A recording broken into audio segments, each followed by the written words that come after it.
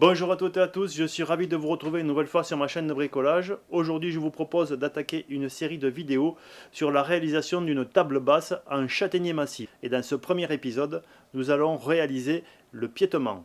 Retrouvez-moi en fin de vidéo pour quelques explications sur cette réalisation. En attendant, je vous laisse devant de belles images. Si vous n'êtes pas abonné, pensez à vous abonner et activer la notification. Et si vous avez aimé la vidéo, pensez à la liker, pensez à la partager autour de vous. Je vous souhaite une très bonne vidéo.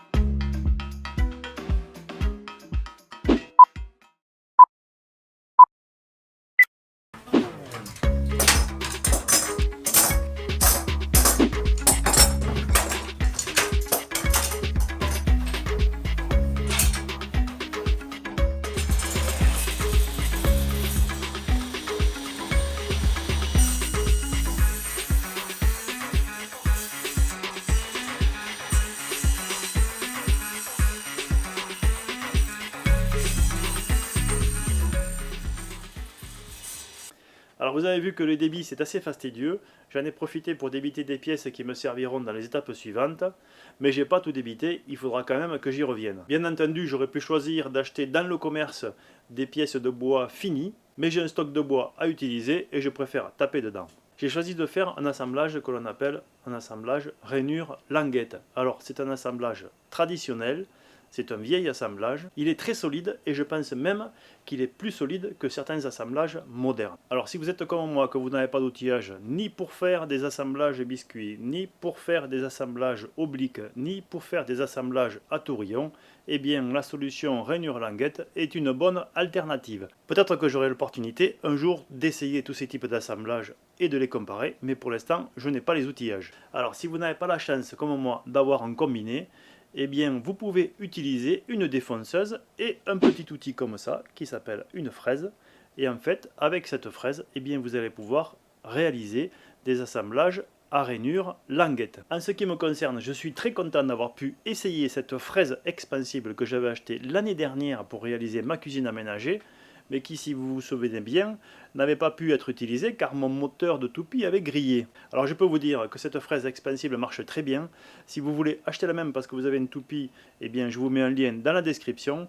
Pareil, si vous avez une défonceuse, je vous mets un lien pour acheter une fraise à rainurer. Bien sûr, si vous avez l'expérience de réalisation de ce type d'assemblage, que ce soit avec une toupie ou avec une défonceuse, je suis preneur de tous les commentaires, n'hésitez pas, c'est fait pour ça, c'est en dessous. Voilà, c'est terminé pour aujourd'hui. J'ai été ravi de partager avec vous ce petit moment de bricolage. J'espère que vous avez passé un agréable moment. Si c'est le cas, pensez à me mettre un pouce levé. Pensez à vous abonner si ce n'est pas déjà fait. Pensez à partager cette vidéo autour de vous parce que c'est comme ça que ça marche. Et en attendant l'épisode 2, eh bien, je vous dis à bientôt. Soyez curieux, soyez prudents et bricolez bien.